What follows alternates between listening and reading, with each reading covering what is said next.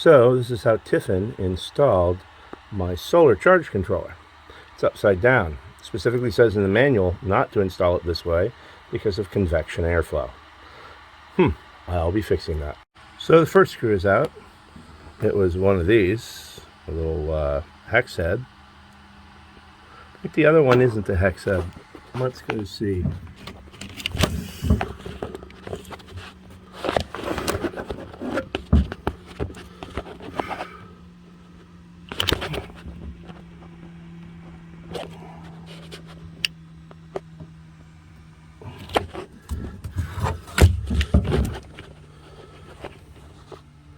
Oh, of course not.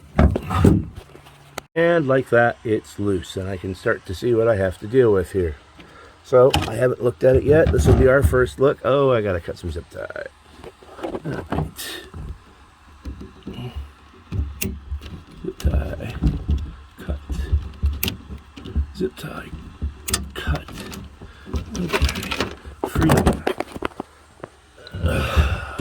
Or not. Or one of these wires is really, really short. Yes, one of the wires is really, really short. All the rest of them are not. So I will have to do something with that.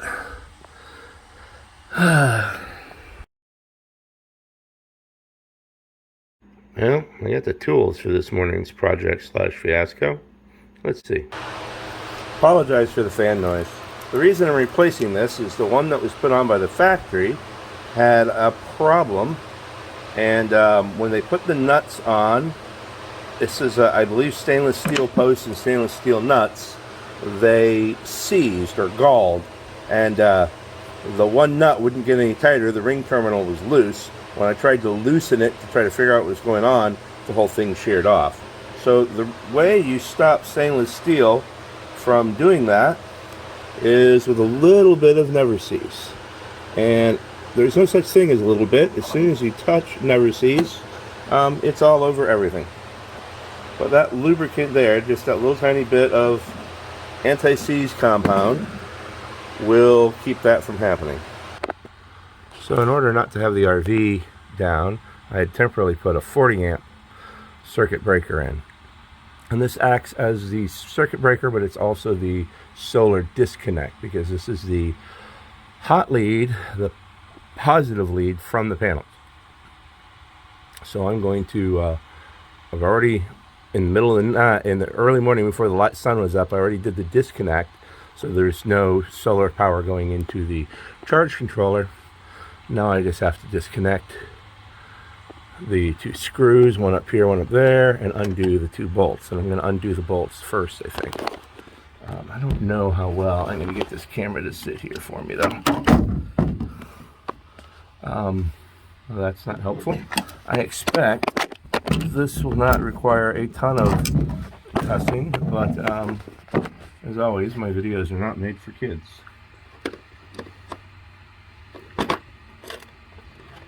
So I determined this to roughly be a 11 millimeter screw, or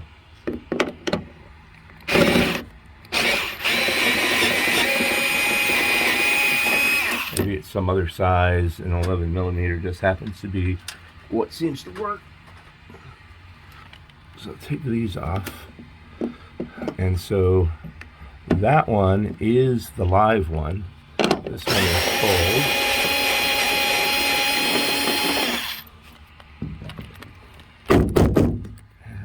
And this nut doesn't want to fall out. Another thing we're going to do while I'm in here that the factory didn't do is put some little rubber boots. I'm going to put a rubber boot over these wires so that people putting lawn chairs and stuff into this bin don't create a short. I bought the rubber boots on Amazon. They are not as small as I need. They are just as small as I could find. I couldn't find anything smaller. So I'm going to make these work, and I'll use some zip ties to keep them on the wire end so they don't slide up and expose the terminal.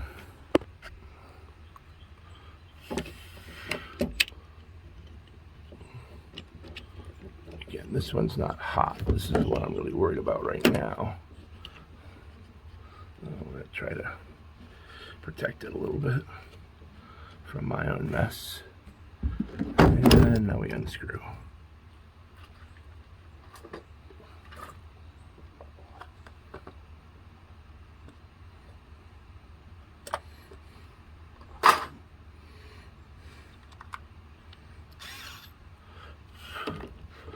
We got one screw here that I can't see now. I hate that this light doesn't stay on this. This is the wrong bit. I hate that the light doesn't stay on this Ryobi screwdriver when you like half press the button or something. It's nice to have a light, but I need the light to be so where I can find the screw. Otherwise I have to use a flashlight anyway.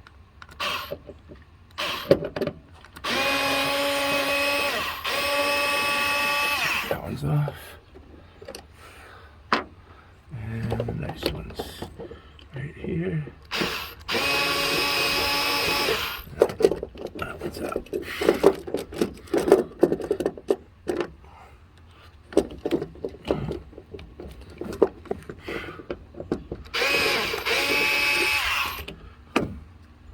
Alright, and I will put the new one on in roughly the same location, although I think I'm going to avoid those screw holes because they were a little bit loose.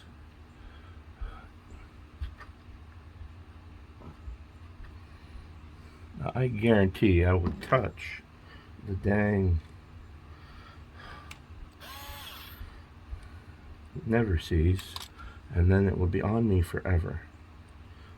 That's how the Tin Man apparently got to be looking like the Tin Man. So he touched Never Sees just once. True story.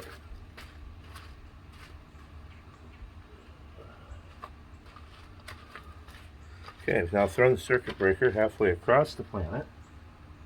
I'm looking for the screws.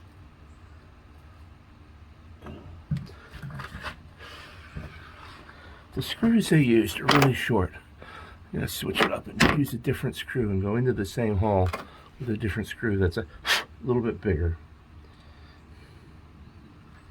This probably voids my factory warranty, but I think my factory warranty was voided when I started using the RV.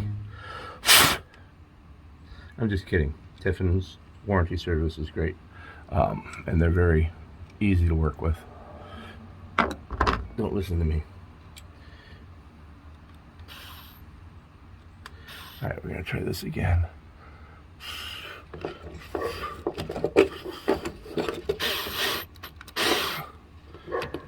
I hear Crazy Dog.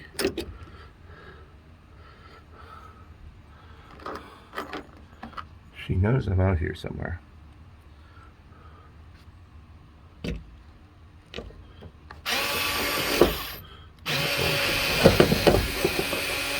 Should be able to find it.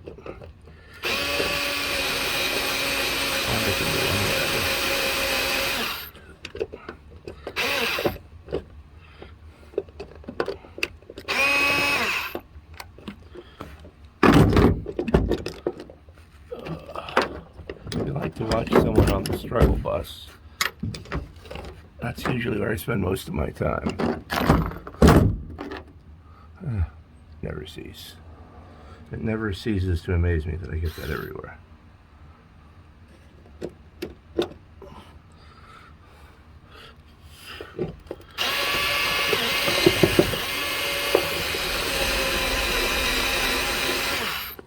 Why can I not find the hole that this came out of? Okay.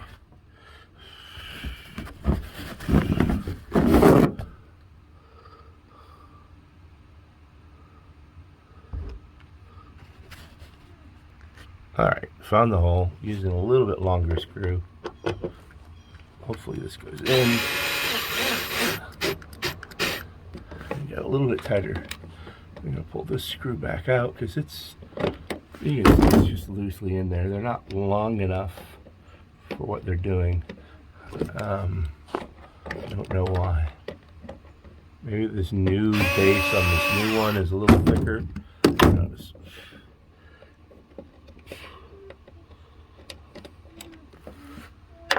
Oh, whiny puppy. You're so whiny.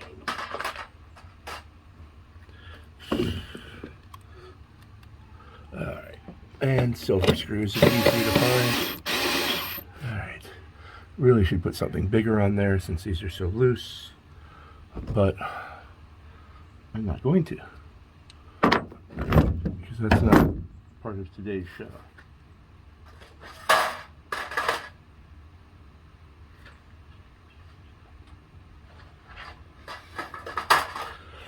Alright. I know I have an adapter so that I can use this socket.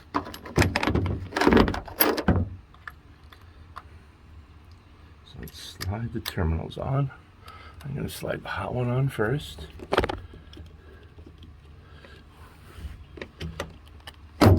Two hands. No, I didn't buy a better camera today. I just have it sitting in such a way that it's not a complete disaster. There we go. That's where that goes. It's got a nice curve to it. Don't pop off.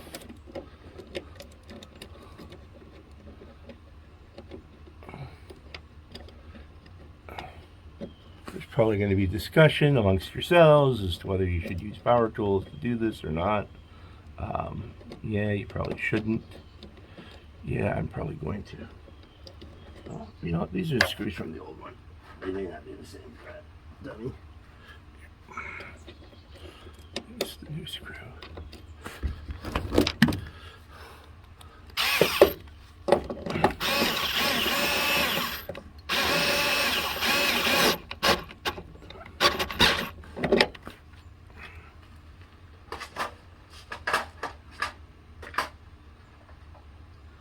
Yeah, so even though these things may all look alike, in this case they didn't even have the same threads. Should have done that ahead of time. Pretend you didn't see that. Really not making any power at this point, and the batteries are disconnected. I don't know. The sun is barely up and I'm in shade.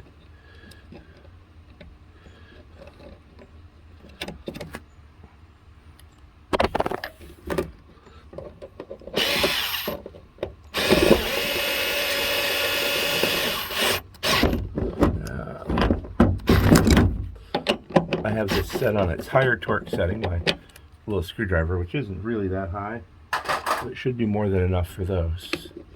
And I'm going to pull the booties up. It comes with these little little black caps that you flip over, but this is a storage bay, and those things will not survive being hit by one of my kids, or me, for that matter, throwing a chair in here when we're tearing down the campsite. So these will stay there pretty well just on their own. And then with a little zip tie action on the boot here, hopefully they stay there indefinitely. I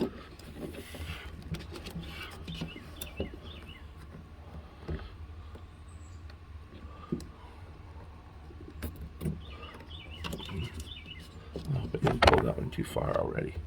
That looks like I did. I probably screwed that one up. Let's see here.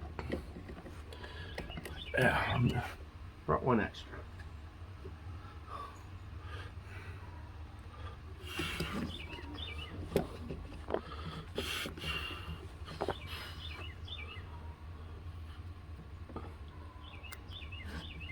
There, that one's not as tight.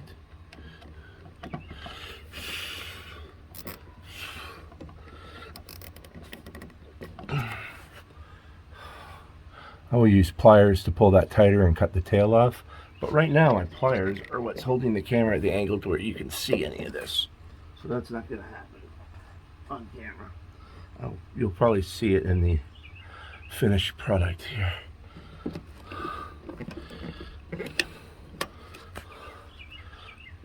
Now the wires that you see down here, they're all zip tied together and using zip tie and using the type of zip ties that have a screw hole in them.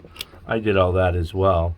The factory install was not as good as I would like it to be.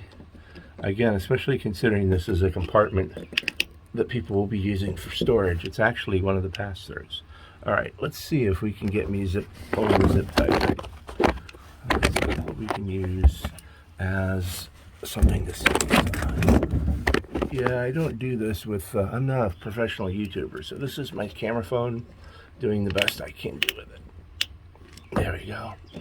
That's as tight as I can pull it, and I'm pulling the nylon tail off. Will it stay? I don't know. It's good enough. All right, so the next step I'm going to do is putting what's called ferrules, I believe they're called ferrules, on wires like this, so that they have a better crimp instead of just being open wire. All right, so I'm going to take this tool, this ferrule, and show you the basics. Verified off the camera that this actually is the right size for this wire. And I hope I get some comments that I did it wrong, otherwise nobody's watching my YouTube channel. And we just stick the hole in this tool through this. This is the struggle bus right here because the wires are so short and the camera fell over and, you know.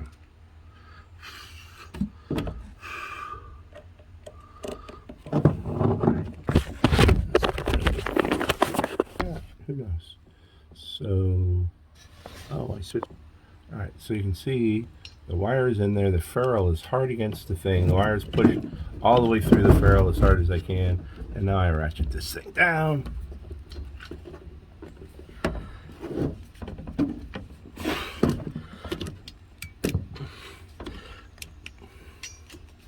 And what I'm left with is a wire that is much easier to put into this junction box, and because it has these ridges on it, it will supposedly stay better.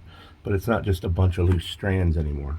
I may hit it with this again. This thing self-adjusts, so going from big wires to small wires, you don't have to do anything, supposedly. All right, got some more to do, all people. And there is the finished result for the 4 wires that feed into and out of. The 2 on the left are the solar panel in. The 2 on the right are the battery. The 2 further to the right that there's nothing in are for battery number 2. That's to charge the engine battery if you wanted to do so. Well, the project's not all done because I decided to label it. The inside of this bin is metal that's got a coating on it, kind of like a bed liner. So I really can't apply a label tape to it. So I took a piece of plastic that was left over from another project, and I put my label tape on top of that. I'm going to put that there, and then we're ISO compliant because we've labeled it. I don't really care about any kind of compliancy. I do think, however, it's a good idea to label something that you put in, because I can imagine talking on the phone to someone and saying, oh, well, hit the solar disconnect, and it's the random thing that is in the back somewhere, versus something that has a sign on it that says solar disconnect. So if I'm not doing it, if I'm asking my wife to do it or something like that, I always struggle with how to get these things to go one-handed.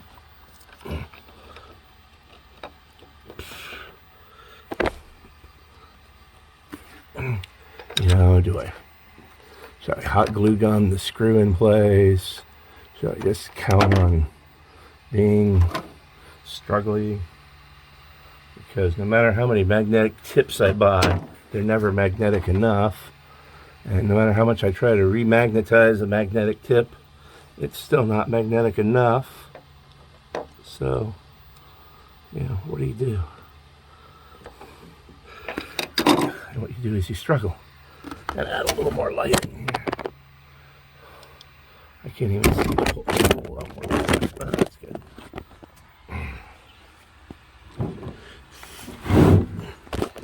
Everything is easy if you let it, right? Alright.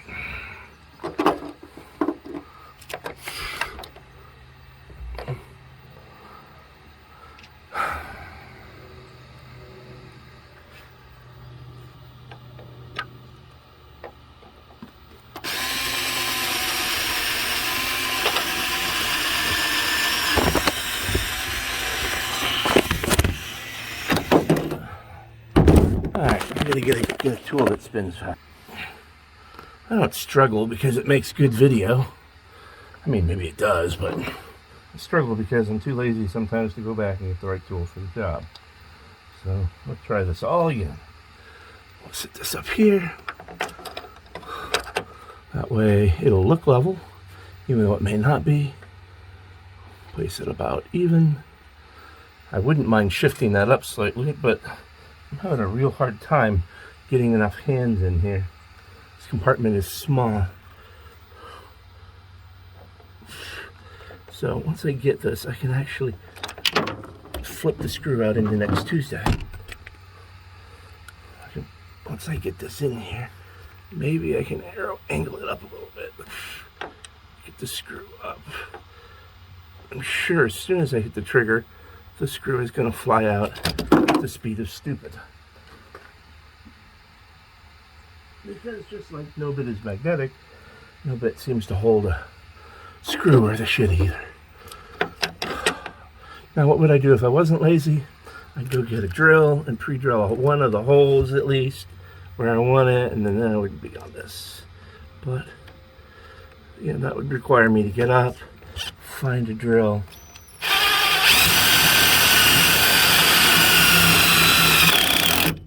when I could just ride on the bus a little bit here and make everything happy.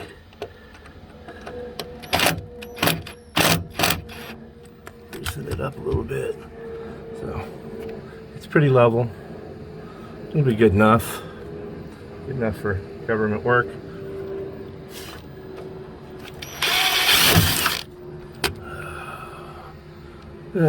Screw in the next Tuesday. Of course, there's like this fine line between enough pressure and not enough pressure, and a self-tapping screw, self-tapping, and a self-tapping screw flipping off into the universe. And I've never figured out that amount of difference in pressure, apparently. Oh, and I'm about to start sweating.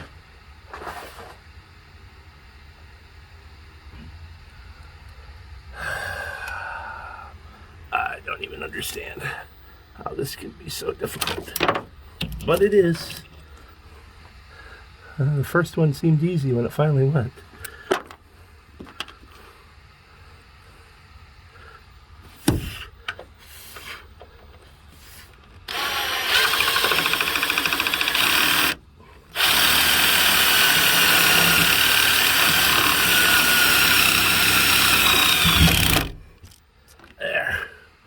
All done with my crooked switch. Or maybe the label's on it crooked. No, the switch is actually crooked. Oh, the lettering. The damn piece of plastic is up crooked. That really bothers me.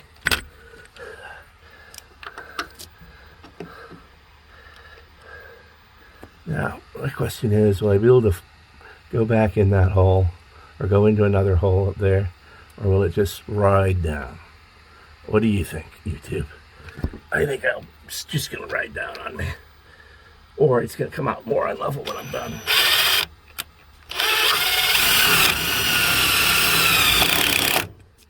Hey. Yeah. It's more on level, but I think at this point I'm done. Alright, so I come back. I'm going to zip tie these with better zip ties. Thicker zip ties that'll be able to actually put some pinch on this so they don't pop off. But I think we're all good to go. And you can see, when I rehung that box, I didn't get it in there level either. It's really hard to work in this compartment because it's almost a little over a foot high.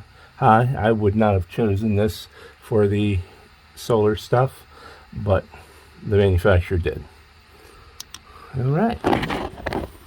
So after putting the ferrule on, you may have to open up the terminal block because it's a little bit, the wire is a little bit bigger now. Get it up into the hole and tighten it like normal. Feeling confident that it's actually probably going to stay tight and unlikely to burn to the ground. It's one of the things that happens with just stranded wire in there because it's a bad design. I've got these little tiny ones here for the temperature thing that I have to do, that I'm going to put ferrules on as well, because they are so small. They're very hard to stay in this terminal block. And so by putting ferrules on them, they'll be a little bit bigger. And I think that will help keep that from getting yanked out. Again, I'll say it for the 50th time, this is a compartment that stuff goes in and out of. So you want to try to protect things and keep things working. So now I'm going to try to crimp ends on this little tiny wire here. And that's because I think it was a shame that they just stripped these wires and shoved them in there as small as they are. However, it's not even very long. It's kind of a pain. This is the temperature sensor for the batteries. If I completely mess this up, it's not a huge deal because I'm going to be switching to LiPos. And so this temperature sensor for this solar controller only works with flooded. Okay, one of them's done. Can't guarantee you'll see anything when I do this because I'm working in a very small area with a very short cable. But I'm trying to slide that on. The wire is on. And then I get this pre-started to crimp.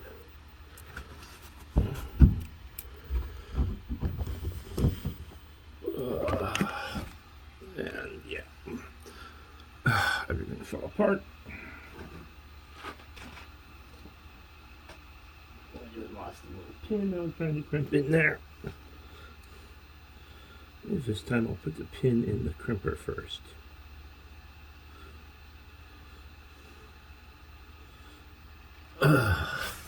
Try it this way. This will struggle a little bit less. I don't know. Can't guarantee it'll video any better. Oh, it looks like the other one came off. Great. Awesome. Son of a mother.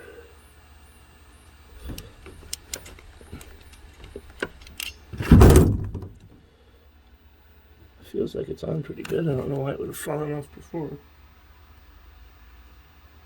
We have to use these little ones.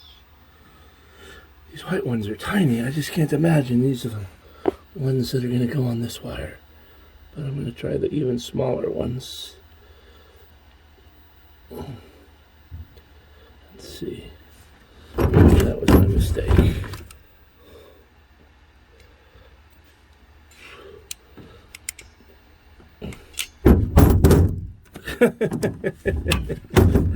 Yanked it right off. Yeah, I don't think the wire ever got into the crimping part on this. Because this wire is kind of short.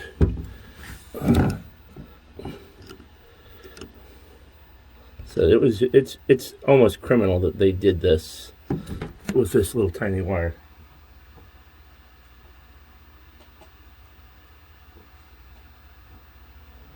And didn't put ferrules on it or something on it at the factory, where this would have been so easy to do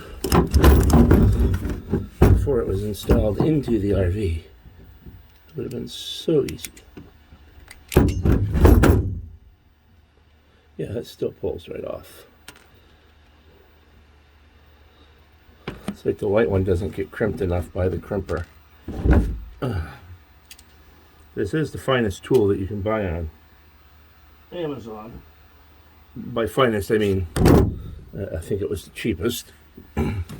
But all the ones that were within $10 of it looked exactly like it, so I don't feel like any of them would have been any better. I'm going to try the slightly bigger one, just hoping that there's more metal there to get crimped into.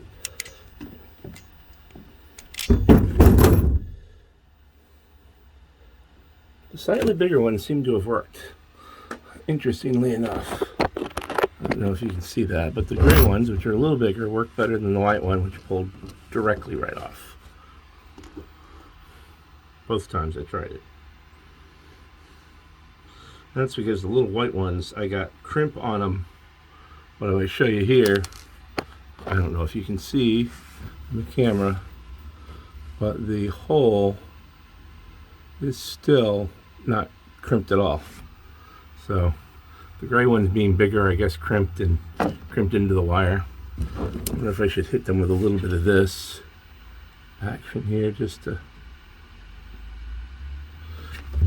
be sure that they're crimped on the very end. Just give it a little bit extra. This one already looks like it's moved to me. Alright, now into this little green connector.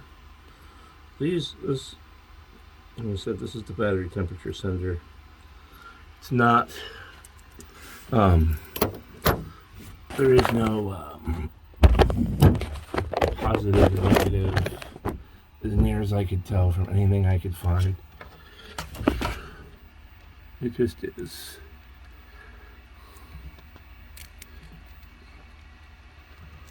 When doing this, it's always fun.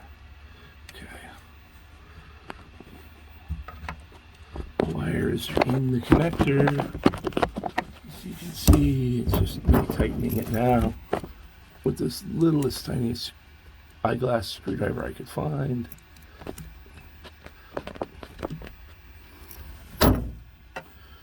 Okay. That's all wired up. I'll just plug it back in. Definitely involve a short trip on the struggle bus, as it did last time I did it, because it's not at an easy angle.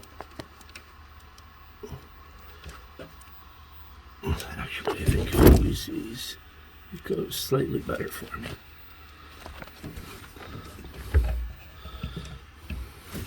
And if you want to, you can go to my online Amazon store, which doesn't exist, and do absolutely nothing. The reason you can do absolutely nothing is I don't have an online Amazon store. All I have is a struggle bus.